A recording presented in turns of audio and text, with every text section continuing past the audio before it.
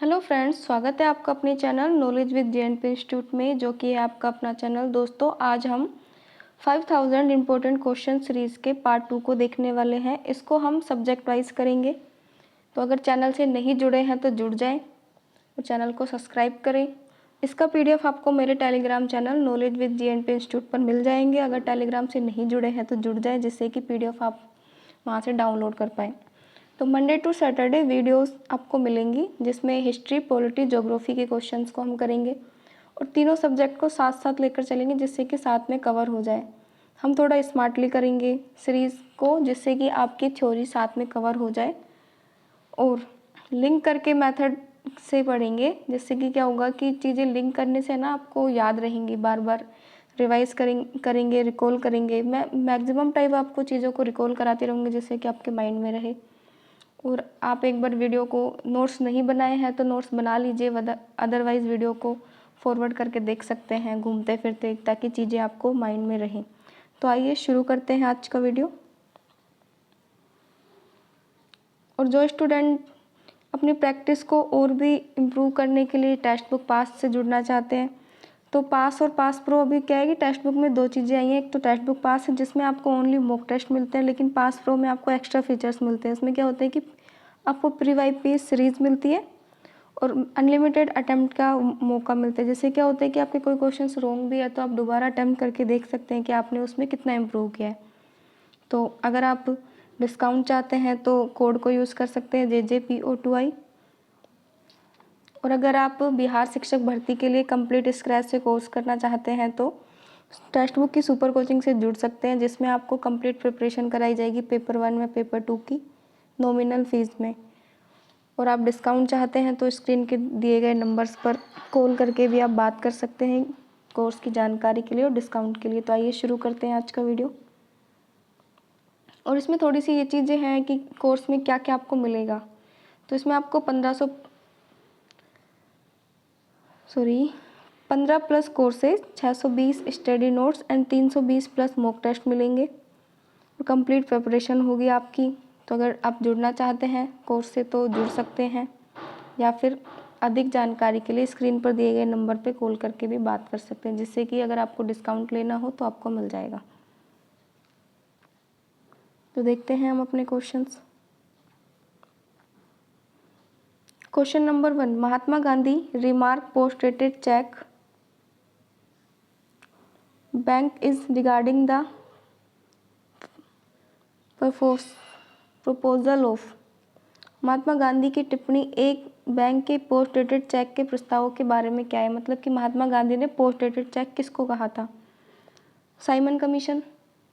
ये आता है 1928 में इंडिया में। 1927 में तो आ जाता है इंग्लैंड में, लेकिन इंडिया में आते आते 1928 हो जाते हैं। और साइमन कमीशन में का ही विरोध करते हैं, लाला लाजपत राय की डेथ हो जाती है जॉर्ज सॉन्डर्स की लाठी से। क्रिप्स मिशन इसका राइट आंसर है। क्रिप्स मिशन कब आता है? 1942 में, 22 मार्च 1942 में आता है क्रिप्स मिशन। तो post dated cheque Cripps mission को ही बोला जाता है। उसका रीज़न क्या होता है कि जो अंग्रेज़ होते हैं ना, वो सिर्फ आश्वासन देते हैं, चीज़ों को करते नहीं है। और कैबिनेट मिशन आता है 1946 में, जिसमें संविधान की आंतरिक स्थापना होती है। वेवेल प्लान 1945 में आता है। वीडियो के लास्ट में हमें ना 1905 के बंगाल विभाजन से लेकर 1947 की आज़ादी तक के पॉइंट को रिकॉल करेंगे, तो वीडियो के अंत तक जरूर जुड़े रहिएगा। Question number 2, which of following leaders was not part of non corporation movement. जो नॉन कॉरपोरेशन मूवमेंट में लीडर जो थे वो असहयोग आंदोलन का हिस्सा कौन कौन नहीं थे? तो इसका राइट आंसर होगा मोहम्मद अली जिन्ना। एम ए अंसारी थे, अबुल कलाम आज़ाद भी थे। असहयोग आंदोलन 1920 में स्टार्ट होता है।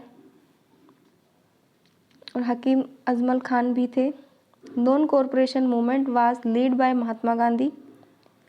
Veterans like Bal Gangadhar Tilak, Vipin Chandrapal, Mohammad Ali Jinnah, Annie Besant idea outright. Indian national were thrilled back Gandhi ji. असहयोग आंदोलन का नेतृत्व बाल गंगाधर तिलक, विपिन चंद्रपाल, मोहम्मद अली जिन्ना, एनी बेसेंट, महात्मा गांधी ने किया था। लेकिन राष्ट्रवादियों की युवा पीढ़ी रोमांचित थी और गांधी जी का भी समर्थन किया। तो आंदोलन का पार्ट नहीं थे वो थे मोहम्मद अली जिन्ना। ये क्या है ना कि स्टार्टिंग में तो वो साथ होते हैं, लेकिन बाद में जब वो पाकिस्तान की डिमांड के ऊपर वो अलग होने लग जाते हैं। Question number 3, Gandhi movement boycotting foreign goods and earth, यानी कि गांधी जी के उद्देश्य से वस्तुओं के बहिष्कार का आंदोलन कौन सा था? तो वो क्या करते हैं, कुटीर उद्योग को बढ़ावा देते हैं।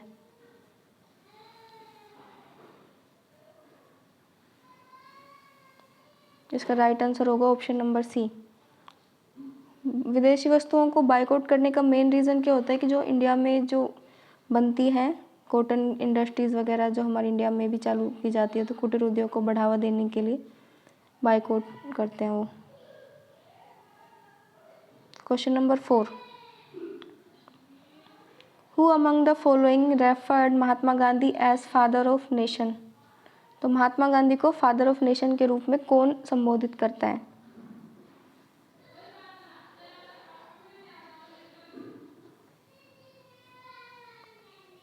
सुभाष चंद्र बोस करते हैं। सुभाष चंद्र बोस कहाँ, सिंगापुर से करते हैं 1944 में, जब वो आज़ाद हिंद फौज की स्थापना करते हैं। उसके बाद जब भारत आज़ादी के लिए मूवमेंट चलाया जाता है, उसके बाद सुभाष चंद्र बोस सिंगापुर से महात्मा गांधी को फादर ऑफ नेशन बोलते हैं। सुभाष चंद्र बोस ने महात्मा गांधी राष्ट्रपिता के रूप में 1944 में सिंगापुर में रेडियो में भारत के लोगों को संबोधित किए थे। Question number 5, who called Gandhi half naked beggar? तो गांधी जी को हाफ नेकेड बैगर यानी कि अर्धनग्न फकीर किसने कहा था? तो वो विंस्टन चर्चिल बोलते हैं। और सेकेंड राउंड टेबल कॉन्फ्रेंस में जब वो जाते हैं तो उनको हाफ नेकेड फकीर कहा जाता है। इसमें तीनों राउंड टेबल कॉन्फ्रेंस भी देख लेते हैं एक बार थोड़ी सी। पहली आती है 1930, 1931, 1932। फर्स्ट राउंड टेबल कॉन्फ्रेंस होती है जिसमें आईएनसी भाग नहीं लेता। सेकंड राउंड टेबल में गांधी जी, सरोजनी नायडू ये सब जाते हैं, जो कि लंदन में होती है। उसके बाद आती है थर्ड में भी आईएनसी भाग नहीं लेती। फर्स्ट बार ये होती है 10 मार्च 1930 को। सेकंड होती है 7 सितंबर 1931 को। इसमें क्या होते हैं कि जो वायसराय होते हैं वो होते हैं लॉर्ड लिनलिथगो, यानी कि लॉर्ड लिनलिथगो होते हैं इसके viceroy.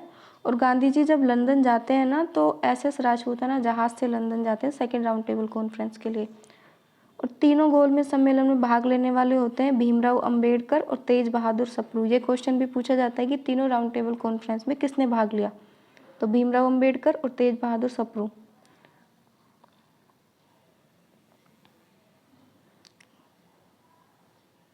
Question number 6, the final arrangement for the Indians independence were work out the. Bharat की स्वतंत्रता के लिए अंतिम व्यवस्था किसके द्वारा की गई थी? तो अंतिम व्यवस्था क्या होती है? कैबिनेट मिशन 1946 में आता है। इसमें होता है कि संविधान की जो अंतरिम सरकार बनती है उसके लिए ये आया है कैबिनेट मिशन। इसका राइट आंसर होगा। Question number 7, who among the following was greeted with hartal when visit India in November 1921? 1921 में भारत आने वाले हड़ताल के साथ किसे बधाई दी गई? यानी ये क्या होता है कि 1921 में जो अंग्रेज़ भारत आते हैं उनको हड़ताल करके बधाई दी जाती है, यानी कि उनका जो वेलकम होता है वो हड़ताल से करते हैं। तो साइमन कमीशन 1921 में, क्योंकि क्या है कि साइमन कमीशन 1927 में 28 में आता है, लेकिन प्लानिंग पहले से चल रही होती है। रोलेक्ट एक्ट के लिए ही साइमन कमीशन बनाया जाता है। इसमें क्या होता है, सारे वाइट लोग होते हैं, यानी कि अंग्रेज होते हैं टोटल। इसको विरोध करने के लिए साइमन कमीशन आता है 1928। तो इसका जो आंसर होगा ना वो होगा प्रिंस वेल्स।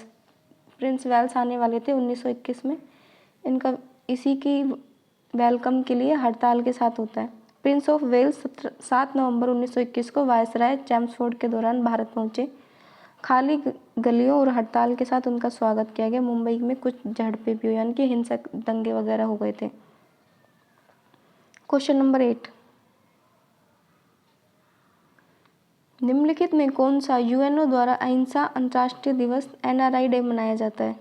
एनआरआई डे, तो एनआरआई डे मनाते क्यों है? गांधी जी की याद में।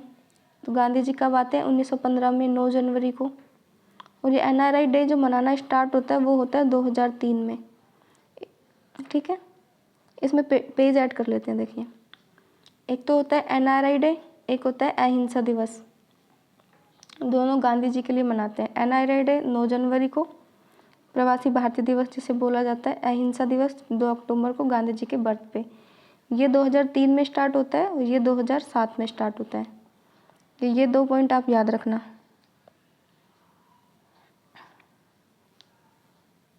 क्वेश्चन नंबर 9,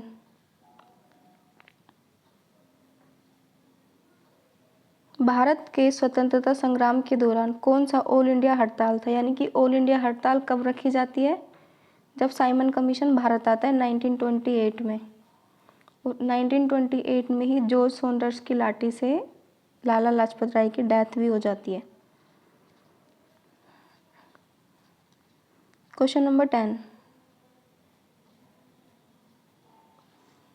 मोहनदास करमचंद गांधी द्वारा भारत छोड़ो आंदोलन कब हुआ? तो भारत छोड़ो आंदोलन कब आता है? 1942 में 8 अगस्त को।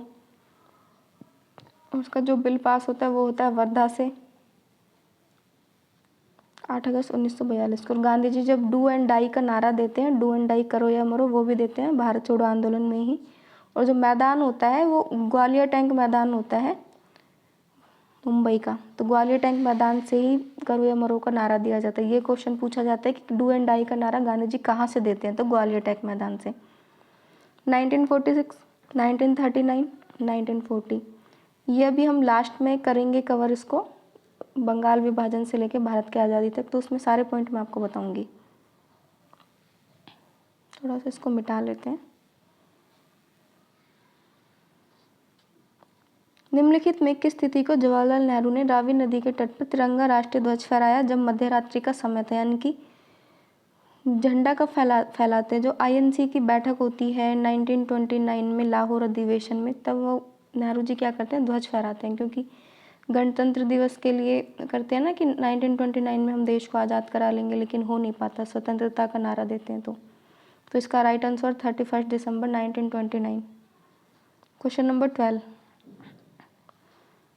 भारत छोड़ो आंदोलन का दूसरा नाम क्या था? तो अगस्त क्रांति, क्योंकि 8 अगस्त 1942 को स्टार्ट होती है। इसका राइट आंसर होगा अगस्त क्रांति।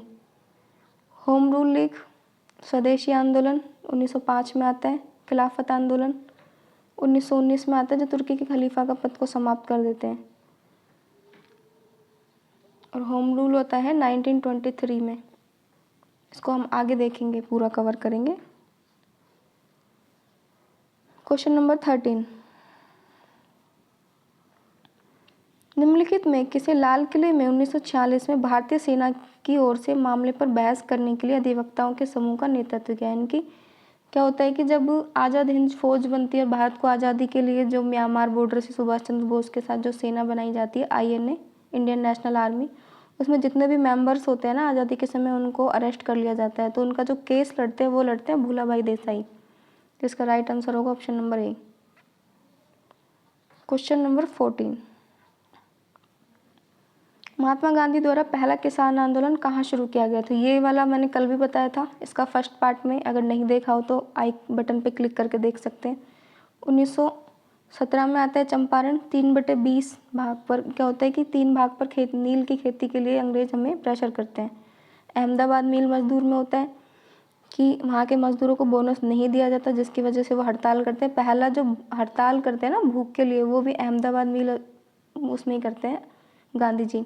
खेड़ा 1918 में, यहाँ क्या होता है कि किसानों की फसलें ख़राब हो जाती हैं, जिसकी वजह से अंग्रेज टैक्स मांगते हैं, पर वो नहीं ना देने के लिए ये किया जाता है। अब चंपारण के लिए गांधी जी को इनवाइट करने वाले कौन होते हैं? राजकुमार शुक्ला। वो ही गांधी जी को इनवाइट करते हैं कि आप आइए और देखिए क्या हो सकता है। Last note the least, question number 15, निम्नलिखित में कौन स्वराज पार्टी का संस्थापक था? फाउंडर ऑफ स्वराज पार्टी, तो यह है CR Das. CR Das, founder of Swaraj party. अब हम एक पेज ऐड कर लेते हैं और 1905 के बंगाल विभाजन से लेकर 1947 तक के मूवमेंट को देखेंगे। तो पहले आता है 1905 में क्या होता है, बंगाल विभाजन। इसकी घोषणा होती है 19 जुलाई 1905 को, और ये सब वो 16 अक्टूबर 1905 को शुरू हो जाता है। 1911 में बंगाल विभाजन खत्म हो जाता है। आई गेस ये पॉइंट क्लियर होगा आपका। उसके बाद आता है 1906। 1906 में बनती है मुस्लिम लीग, जिसकी स्थापना करते हैं सलीम अली, जो ब्रदर्स होते हैं ना वो करते हैं। तो फाउंडर होते हैं इनके आगा खां प्लस सलीमुल्लाह खां। सलीमुल्लाह खां 1906 में मुस्लिम लीग की स्थापना। उसके बाद आता है 1907। 1907 में आता है सूरत विभाजन। इसमें INC की जो 1907 की अध्यक्षता करते हैं वो करते हैं रास बिहारी घोष। और इसमें क्या होता है कि INC 2 भागों में टूट जाती है, एक तो गर्म दल में, एक नरम दल में। गर्म दल में तो होते हैं लाल पाल बाल, लाल से लाला लाजपत राय, विपिन चंद्र पाल, बाल गंगाधर तिलक। अब नरम दल में कौन कौन होते हैं, दादा भाई नौरोजी, गोपाल कृष्ण गोखले जो कि गांधी जी के गुरु होते हैं। फिर होते हैं MG रणादे, महादेव गोविंद रणादे, और एक होते हैं फिरोज शाह मेहता। आई होप इतना पॉइंट क्लियर होगा। 1907। 1907 के बाद आता है 1909, जिसमें आता है मार्ले मिंटो रिफॉर्म। इसमें क्या होता है कि मार्ले मिंटो क्या करते हैं, फूट डालो राज करो की नीति देते हैं। फूट डालो राज करो, ये क्वेश्चन पूछा जाता है। फूट डालो राज करो की नीति कौन लेके आता है, मार्ले मिंटो लेके आता है। मार्ले क्या होते हैं, सचिव होते हैं, मिंटो वायसराय होते हैं, ये भी याद रखना।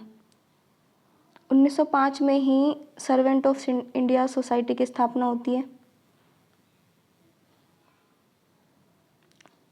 उसके बाद 1909 हो गया। 1909 के बाद 1910 में कुछ नहीं होता, आता है 1911।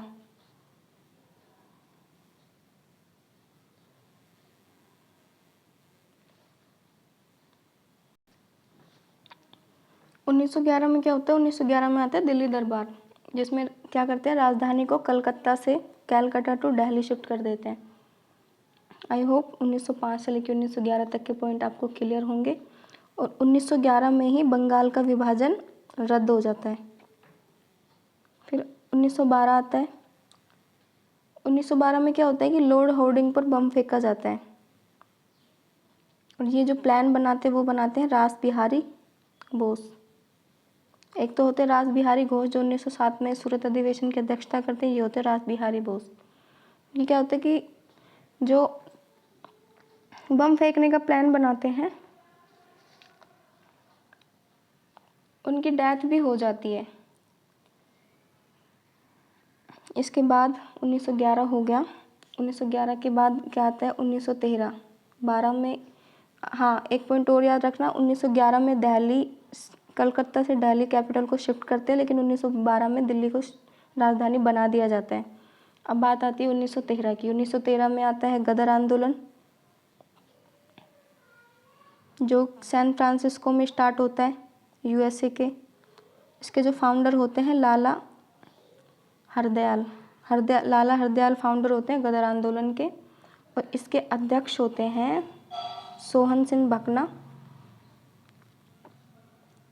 इसके उपाध्यक्ष होते हैं काशीराम। इसमें इतना ही पूछा जाता है। अब आता है 1914। 1914 में घटना होती है कामागाटा मारू की, आपने भी पढ़ा होगा कहीं। कामागाटा मारू एक जापानी जहाज था। तो उसमें क्या होता है कि जब 1914 से 18 में फर्स्ट वर्ल्ड वार होता है, तो वो क्या करते हैं, जापानी जहाज को, एक जो गुरुदत्त सिंह होते हैं, सरदार होते हैं वो एक बेसिकली, तो वो इसको किराए पर लेते हैं वहाँ से निकलने के लिए, सिंगापुर से। तो गुरुदत्त सिंह किराए पे लेते हैं उस जापानी जहाज़ को और उस जहाज़ को सिंगापुर से कनाडा लेके जाते हैं, जिसमें 376 यात्री बैठे होते हैं। लेकिन क्या होता है कि जब कनाडा पहुंचता है ना, तो उसमें उनको पता चलता है कि इसमें उग्रवादी वगैरह बैठे हुए हैं, तो वो क्या करते हैं कि वहाँ पे वो गोली मारना शुरू कर देते हैं। 1914 हो गया। अब आता है 1915। 1915 में क्या आता है, 9 जनवरी को गांधी जी भारत आते हैं 1915 में, इसलिए प्रवासी भारतीय दिवस मनाया जाता है, जो 2003 से स्टार्ट हुआ था मनाना यूएनओ के द्वारा। अब 1915 में ही क्या करते हैं कि गांधी जी आने के बाद होते हैं ना, वर्ल्ड वॉर फर्स्ट होता है, उसमें गांधी जी लोगों को बोलते हैं उसमें वर्ल्ड वॉर में भाग लेने के लिए, सेना में भर्ती होने के लिए। तो गांधी जी को भारतीय सेना में भर्ती करने के लिए सार्जेंट भी कहा जाता है और ये उपाधि उनको अंग्रेज देते हैं। 1915 पॉइंट क्लियर हो गया। 1915 के बाद आता है 16 में आता है लखनऊ पैक्ट। लखनऊ पैक्ट पे जो साइन होता है वो होता है मुस्लिम लीग से होता है मोहम्मद अली जिन्ना और आईएनसी से होता है बाल गंगाधर तिलक। क्योंकि क्या होता है कि तिलक और एनी बेसेंट मिल जाते हैं, तो वो लखनऊ पैक्ट में आईएनसी को एक कर देते हैं, गरम दल और नरम दल को। यहाँ तक आई होप क्लियर होगा आपको। उसी के बाद 1916 में ही होम रूल लीग बनती है और होम रूल लीग में क्या होता है कि तिलक होते हैं और एनी बेसेंट होती है। तिलक होम रूल लीग को स्टार्ट करते हैं ओनली महाराष्ट्र से, एनी बेसेंट ऑल इंडिया से स्टार्ट करती है। और होम रूल लीग का जो वर्ड आता है वो आता है नीदरलैंड से। फास्ट हो रहा हो तो वीडियो को थोड़ा पॉज करके फॉरवर्ड करके भी देख सकते हैं, नोट कर सकते हैं पॉइंटों को। इसके जो नोट्स है ना, वो पीडीएफ बना के मैं आपको सेशन के बाद मेरे टेलीग्राम चैनल पर शेयर कर दूँगी। अगर नहीं जुड़े हैं तो आप जुड़ जाएं। उसके बाद 1916 हो गया। फिर आता है 1917, जो आता है चंपारण। और इसमें क्या होता है कि 3/20 भाग पर नील की खेती, जिसको 3 कठिया पद्धति भी बोला जाता है, और 25% टैक्स लगाया जाता है अगर जो नहीं करता खेती तो। चंपारण सत्याग्रह के लिए गांधी जी को इनवाइट करते हैं राजकुमार शुक्ला। ये पॉइंट मैं इस वीडियो में बता चुकी हूँ, मैंने कल भी बताया था। ये क्वेश्चन पूछा जाता है तो आप इसको याद रखना। और चंपारण सत्याग्रह में जो सदस्य होते हैं वो होते हैं राजेंद्र प्रसाद, JB कृपलानी, बस यही होते हैं, और गांधी जी, राजकुमार शुक्ला। और भी मेंबर्स होते हैं बट मेन मेंबर्स यही पूछे जाते हैं मोस्ट ऑफ। उसके बाद आता है 1917 में ही अहमदाबाद मिल मजदूर। इसमें क्या होता है कि वेतन की वृद्धि के लिए ये होता है, वेतन को बढ़ाने के लिए। तो गांधी जी जो प्रथम बार भूख हड़ताल करते हैं वो अहमदाबाद मिल मजदूर आंदोलन में ही करते हैं। ये क्वेश्चन पूछा जाता है कि गांधी जी अपनी पहली भूख हड़ताल कहाँ से स्टार्ट करते हैं, तो करते हैं 1917 में अहमदाबाद मिल मजदूर से। इसमें 35% वृद्धि करने के लिए ये आंदोलन होता है कि बोलते हैं कि मजदूर 35% हमारे वेतन में इंक्रीजमेंट होना चाहिए। अब आता है खेड़ा का, आता है 1918 में। इसमें क्या होता है कि जब फसलें है ना किसानों की ख़राब हो जाती है बारिश की वजह से, और खेड़ा है गुजरात में डिस्ट्रिक्ट है खेड़ा, वहाँ स्टार्ट होता है। तो गांधी जी, सरदार पटेल, इंदुलाल याग्निक, महादेव देसाई, ये सब इसमें भाग लेते हैं और ये सफल भी हो जाता है। 1918 तक कंप्लीट हो गया। उसके बाद आता है 1919 में आता है रोलेट एक्ट।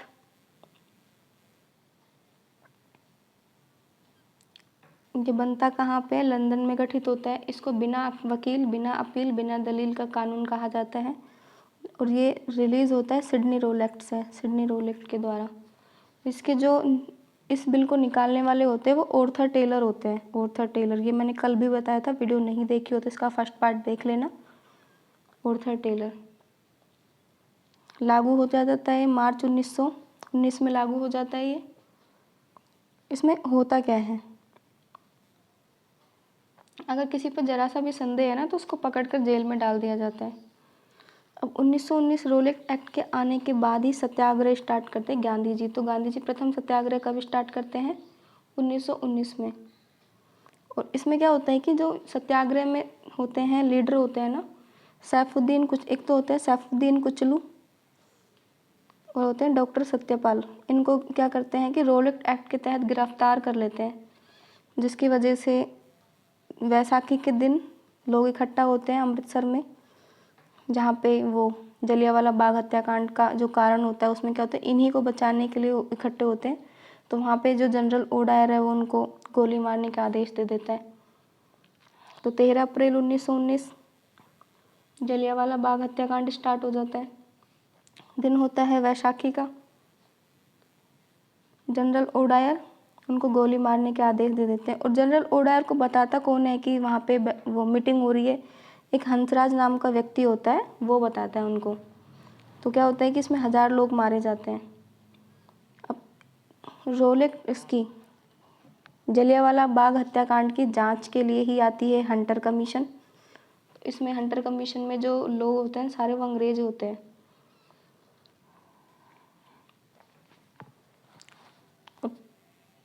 जलियांवाला बाग हत्याकांड के लिए ही कांग्रेस से भी कमेटी बैठाई जाती है और कांग्रेस की कमेटी में 3 मेंबर्स होते हैं। एक तो होते हैं चितमन सीतलवाड़, दूसरे होते हैं जगत नारायण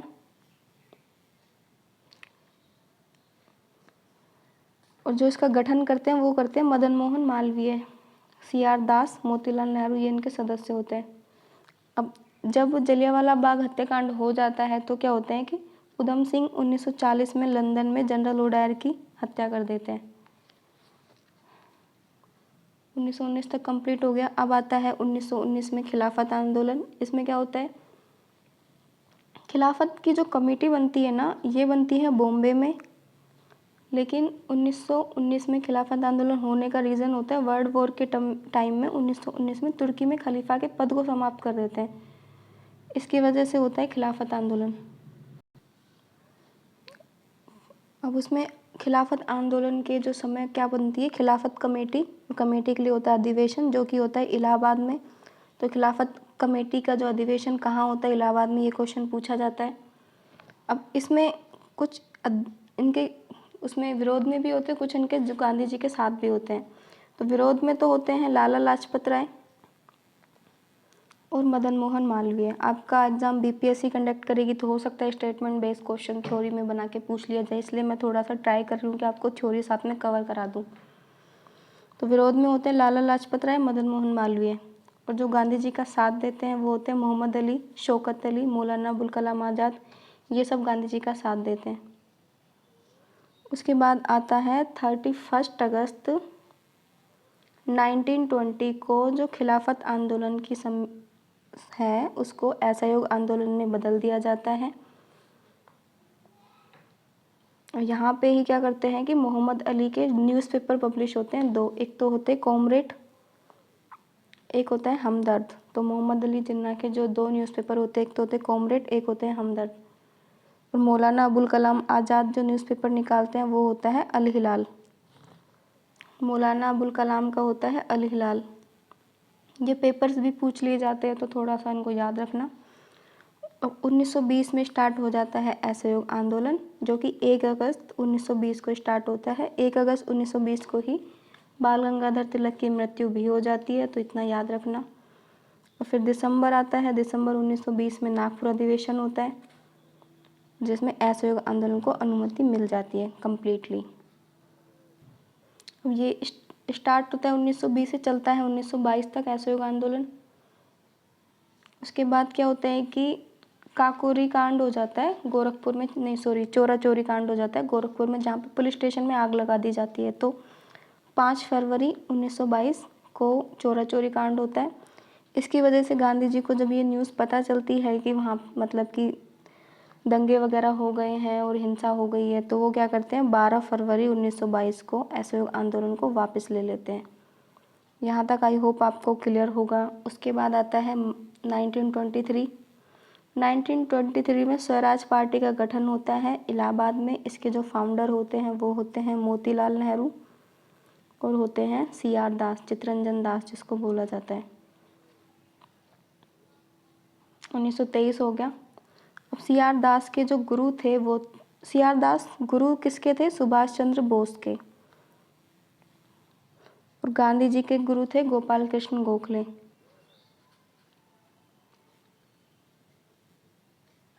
अब आता है नेक्स्ट पॉइंट।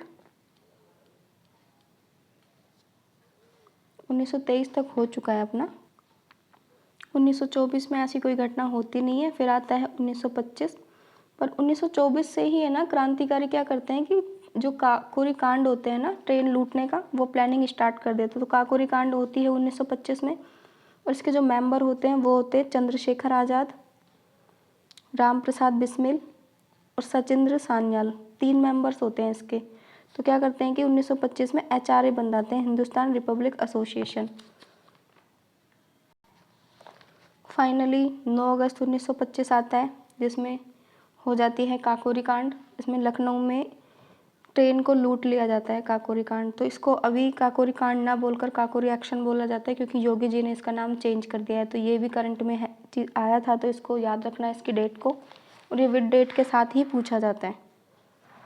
करंट में जो जो हिस्ट्री से रिलेटेड चीज़ें होती है ना, उसको हमेशा पढ़ा कीजिए, क्योंकि वो अक्सर बन के आता है। हमें लगता है कि हिस्ट्री में पूछा गया, बट वो होता है करंट से रिलेटेड फैक्ट।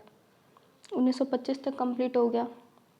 फिर आता है 1928। HRA बनती है 1923 में, 24 में, लेकिन कंप्लीट बनती है 1925 में। तो 1928 में इसको HSRA बना देते हैं, हिंदुस्तान सोशलिस्ट रिपब्लिक एसोसिएशन, क्योंकि इसमें भगत सिंह ऐड हो जाते हैं। और भगत सिंह क्या करते हैं कि सॉन्डर्स की डेथ कर देते हैं, क्योंकि जॉर्ज सॉन्डर्स की लाठी से ही लाला लाजपत राय की डेथ होती है। उसकी वजह से ये सोच के बैठे होते हैं कि जॉर्ज सॉन्डर्स की इनको मारना है। और इसमें 2 पॉइंट और भी होते हैं। उस टाइम क्या होता है कि एक बिल आता है, एक तो होते हैं पब्लिक सेफ्टी बिल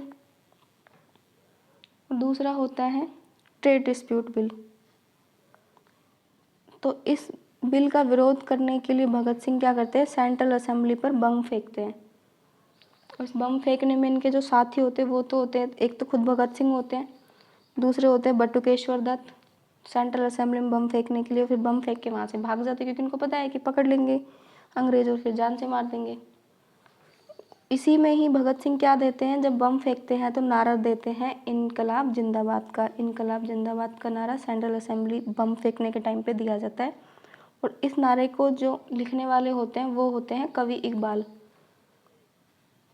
उसके बाद क्या आता है, 23 मार्च 1931 को भगत सिंह, सुखदेव और राजगुरु तीनों को फांसी दे दी जाती है।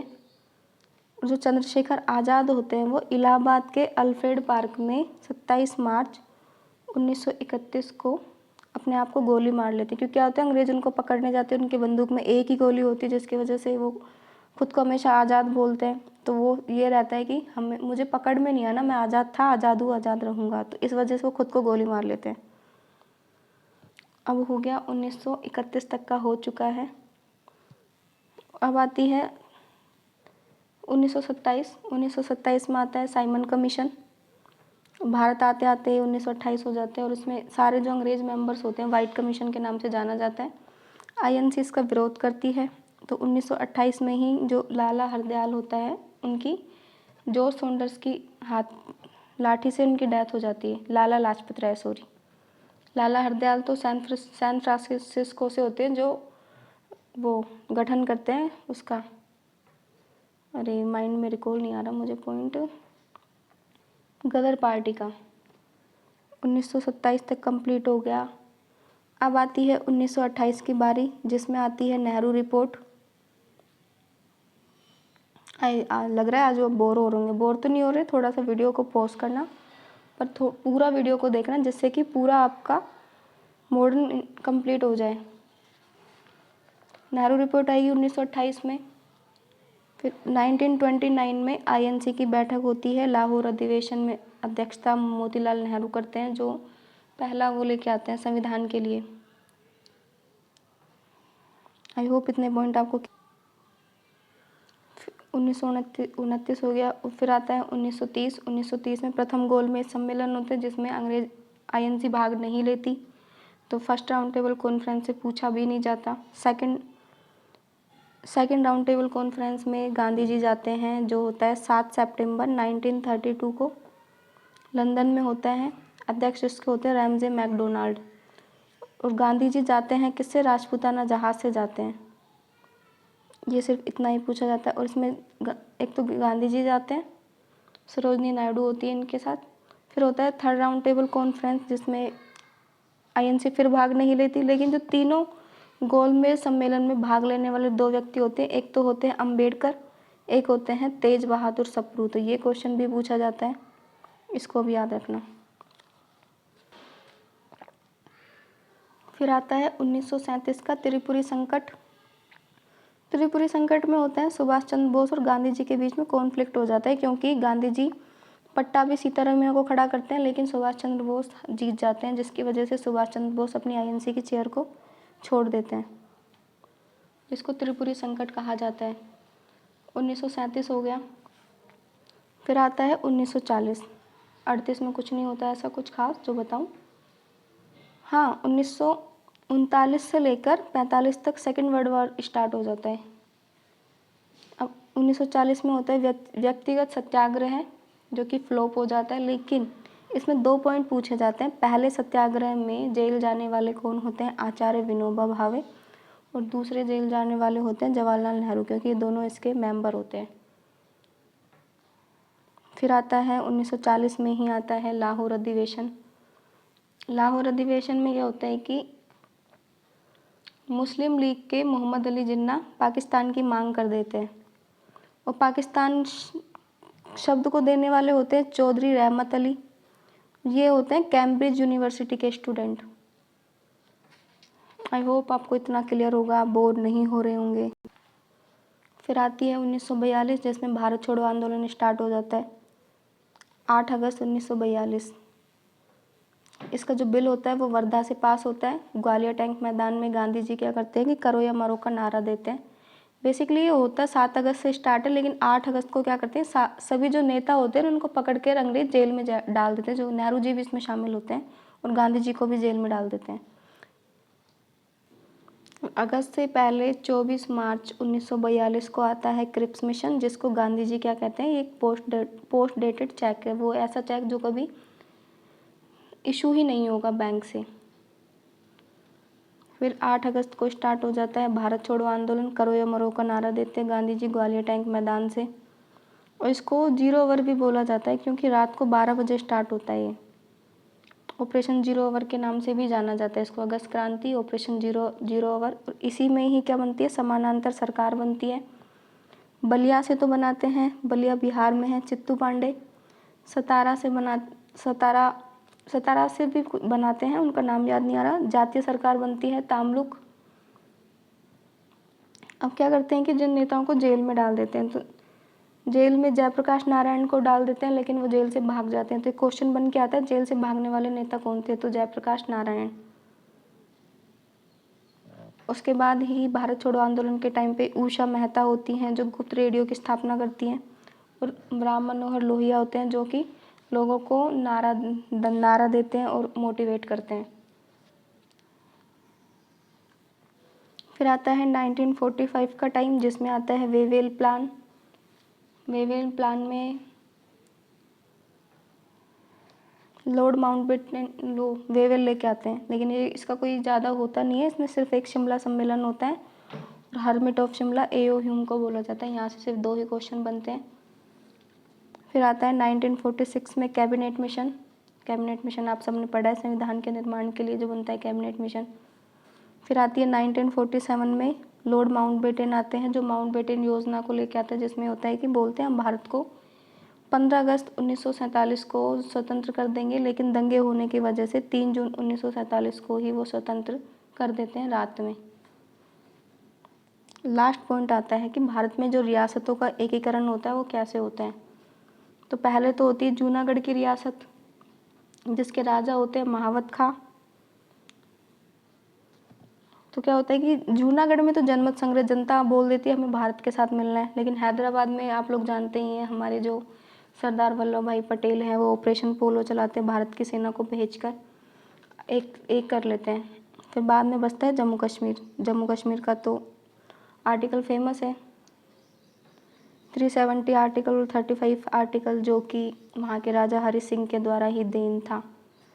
तो राजा हरि सिंह को शामिल करने के लिए पाकिस्तान जब अटैक कर देता है जम्मू कश्मीर में, तो वो साइन कर लेते हैं, जिससे जम्मू कश्मीर वो हमारे इंडिया में पार्ट बन जाता है।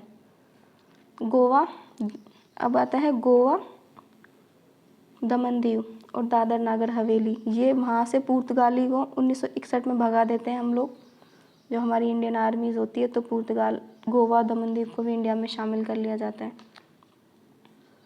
अब मोस्ट लास्ट पॉइंट है कि जो भारत छोड़ो आंदोलन के टाइम पे जेल जाने वाले नेता होते हैं वो कौन से नेता किस जेल में जाते हैं। गांधी जी को डाला जाता है आगा खां पैलेस में, नेहरू जी जाते हैं अहमदनगर के किले में, वहाँ बंद कर देते हैं। राजेंद्र प्रसाद को बांकीपुर जेल, ये फेमस जेल है जिनको पूछा जाता है। जेपी नारायण जेल से भागने वाले पहले नेता, इनको हजारीबाग जेल में डाल देते हैं। ये सारे थे आपके मूवमेंट। आई होप आपको चीज़ें क्लियर होंगी। वीडियो को एक बार वापस से रिपीट करके देखिएगा, और इसकी PDF जैसे ही तैयार होगी मैं मेरे टेलीग्राम चैनल पर अपलोड कर दूँगी, तो चैनल से जुड़े रहिए इसी तरह के वीडियो के लिए। चैनल को लाइक कीजिए अगर आपको मेरा वीडियो और कंटेंट अच्छा लगा हो, सब्सक्राइब कीजिए। जय हिंद, जय भारत।